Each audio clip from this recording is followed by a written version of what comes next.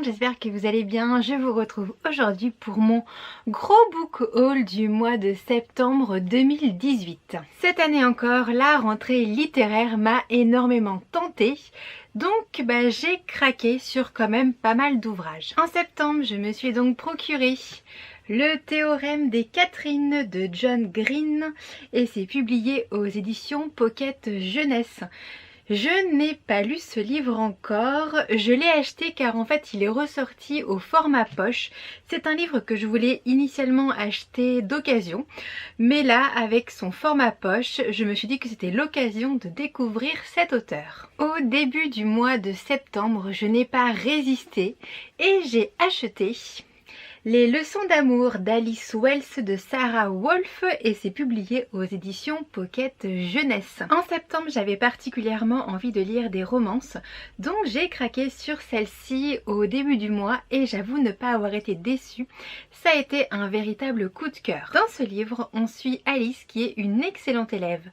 Sauf qu'Alice, elle tombe amoureuse de Théo qui a également des super notes, mais Alice n'y connaît absolument rien en amour. Elle va donc demander au ténébreux Rannick de lui donner des leçons. Je vous invite à aller voir mon point lecture sur ce livre si vous voulez en savoir davantage. Au mois de septembre, j'attendais vraiment avec une immense impatience la sortie du tome 3 de Chasseur de livres Évasion à Alcatraz de Jennifer Chambers-Bertman et c'est publié aux éditions Robert Laffont, collection Air Jeunesse. Ce troisième tome change un petit peu des deux premiers car ici c'est plutôt une sorte d'escape game alors que dans le tome 1 et dans le tome 2 on avait plutôt affaire à une chasse aux livres, une chasse au trésor. J'ai lu ce livre, encore une fois j'adore cette autrice. Je suis très impatiente de lire la suite. Je ne sais pas du tout ce qui est prévu. Pour l'instant j'ai pas de nouvelles donc je ne peux pas vous en dire davantage. En tout cas ça reste vraiment pour moi une série coup de cœur et si vous voulez également savoir davantage je vous invite à aller regarder la vidéo où j'en parle. Décidément en ce moment on n'a pas de chance avec le soleil, il a fait moche toute la journée et là il arrive. Voilà. Donc j'ai une luminosité nulle. Mais bon, c'est pas grave, on va quand même continuer. Après avoir découvert La plume de Sarah Wolf, j'ai eu envie de découvrir d'autres livres de cette autrice. C'est pour ça que j'ai acheté Je te hais passionnément aux éditions Pocket Jeunesse. C'est le tome 1, je n'ai pas encore pris le temps de le lire. Pareil, il me tente énormément. J'ai tellement accroché avec les leçons d'amour d'Alice Wells que je pense ne pas être déçue avec le premier tome de cette trilogie. Elle date un petit peu, je ne sais plus quand elle est sortie. En tout cas, j'ai vraiment lu des super avis dessus. Donc je n'ai plus qu'à trouver un petit moment pour me lancer dedans. Toujours en septembre, je me suis procuré Lune d'ivoire de Julie Hesbaugh et c'est publié aux éditions Pocket Jeunesse. Encore une fois, il s'agit d'une romance mais qui se passe à la préhistoire et j'ai adoré le concept. Alors il est quand même assez court comme livre. Je m'attends à une petite romance mignonne et j'apprécie que l'époque soit totalement différente de ce que j'ai l'habitude de lire. Voilà, ça fait du bien aussi parfois de sortir un petit peu des sentiers qu'on connaît par cœur finalement.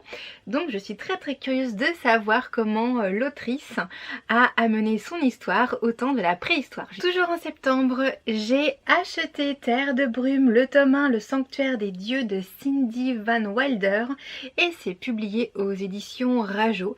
C'est un roman de fantasy qui est également assez court. J'avoue qu'après avoir lu la phrase d'accroche dans un univers envahi par la brume, deux jeunes femmes unissent leur magie pour sauver le monde de la destruction, je ne pouvais que craquer.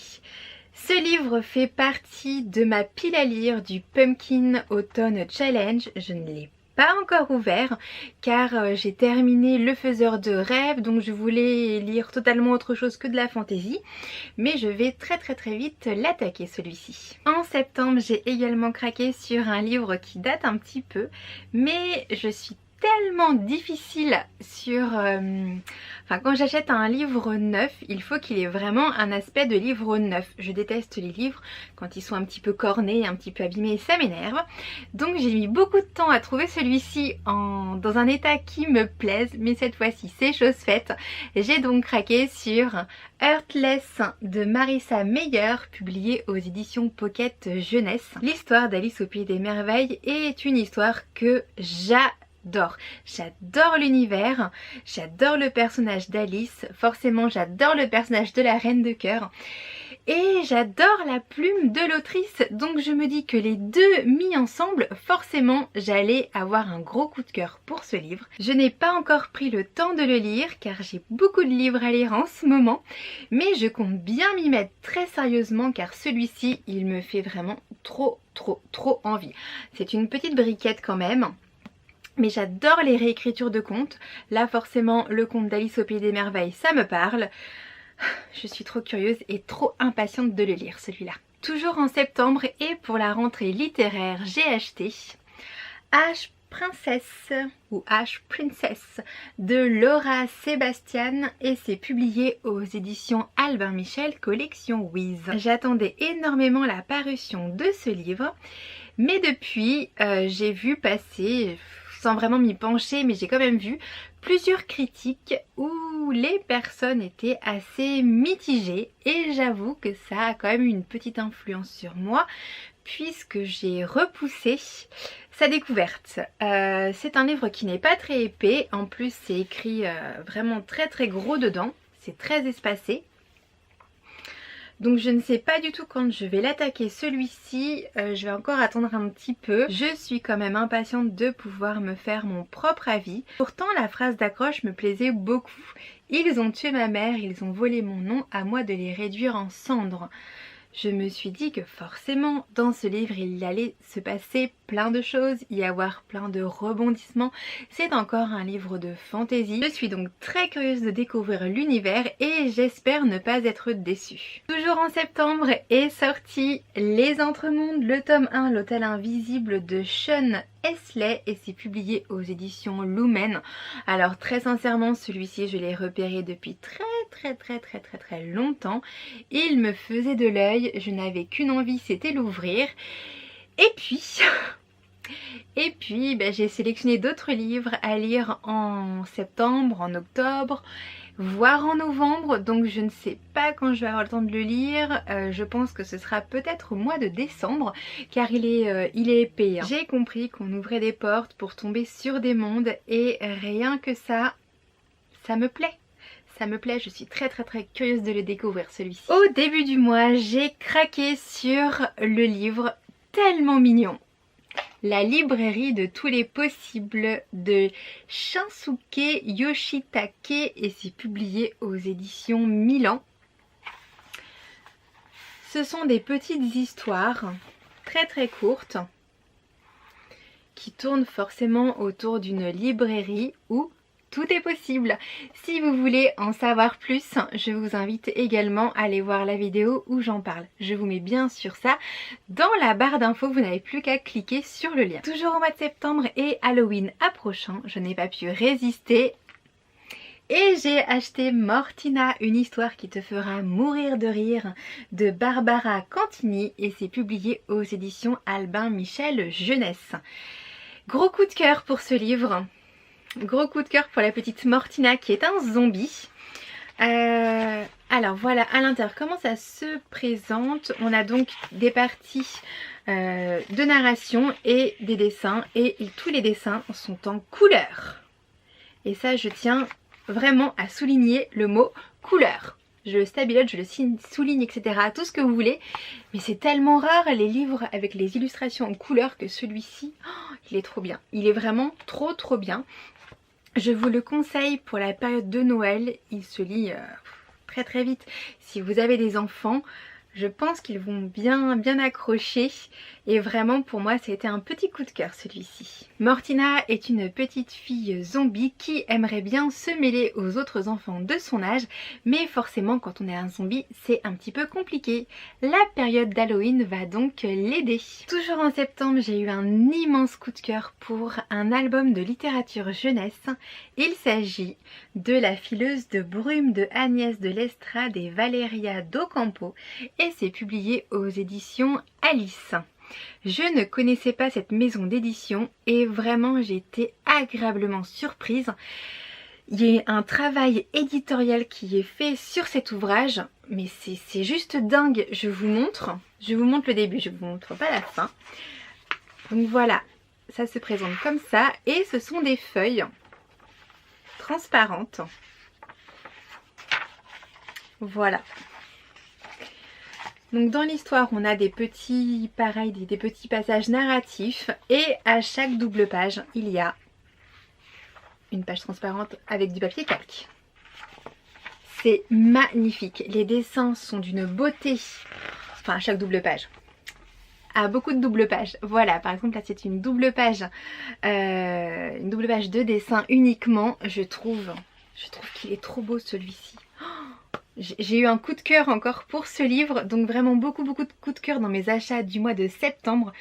J'ai adoré. Celui-ci, je tiens à vous en parler plus particulièrement dans une prochaine vidéo, car vraiment je veux vous le montrer davantage celui-ci, car il vaut vraiment le coup de le lire. Toujours au mois de septembre, j'ai craqué sur La Brigade des Cauchemars, le tome 2 de Franck Tillet, Guillaume-Guy Dumont et Drac, et c'est publié aux éditions Jungle Frisson. Je ne l'ai pas encore lu, j'avais lu le tome 1 que j'avais vraiment adoré. Celui-ci, je ne sais pas de quoi ça parle, je pense que c'est la suite. Car j'ai reconnu quand même les dessins des personnages. Voilà au niveau des graphismes comment ils se présentent.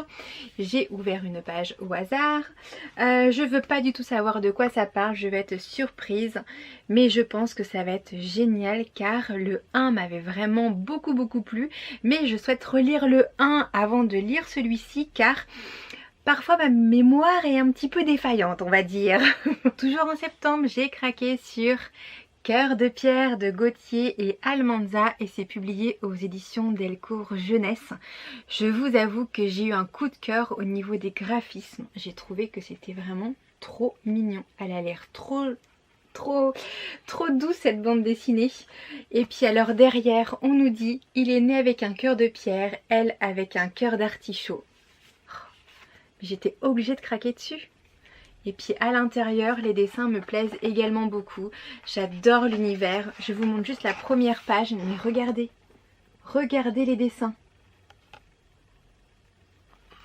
Il est trop beau.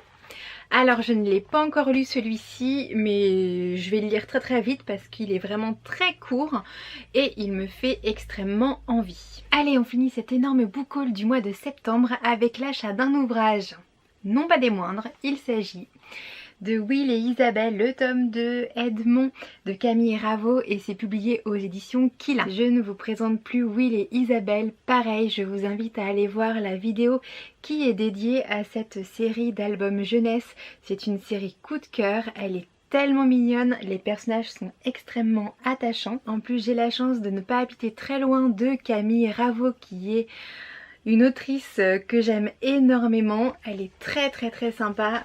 Et donc j'ai mon petit ouvrage qui a été dédicacé. On va pas voir, on voit un petit peu. Voilà. Voilà pour la petite dédicace. Ça fait toujours plaisir d'avoir un livre dédicacé dans sa bibliothèque. Je vous montre la première page, enfin les deux premières pages avec les dessins de Camille Raveau. Et toujours pareil, une petite partie narrée, de narration. Voilà. La longueur de la narration varie, mais c'est vraiment... j'adore. J'adore ces albums. Camille Raveau fait donc partie des autrices que je vais suivre encore un petit bout de temps car j'adore son travail et elle fait partie de ces autrices, de ces auteurs dont j'achète les ouvrages vraiment les yeux fermés. Voilà pour mon book haul du mois de septembre. Il y a beaucoup de livres de la rentrée littéraire, j'ai eu pas mal de coups de cœur, d'autres très bonnes lectures. Je suis globalement très satisfaite de tous mes achats. Je pensais que je serais davantage tentée par les sorties de septembre, mais finalement non. C'est en octobre que là je me suis un petit peu, voire beaucoup lâchée. Vous verrez dans mon prochain book haul. En tout cas, merci d'avoir regardé cette vidéo jusqu'au bout et d'être aussi fidèle à ma chaîne, ça me fait super plaisir. Un petit pouce en l'air si vous avez aimé la vidéo, un commentaire pour qu'on puisse discuter. Peut-être certains ouvrages ont attiré votre attention et j'en serais très contente. Je vous fais plein de gros bisous et je vous dis à très vite dans une prochaine vidéo. Salut!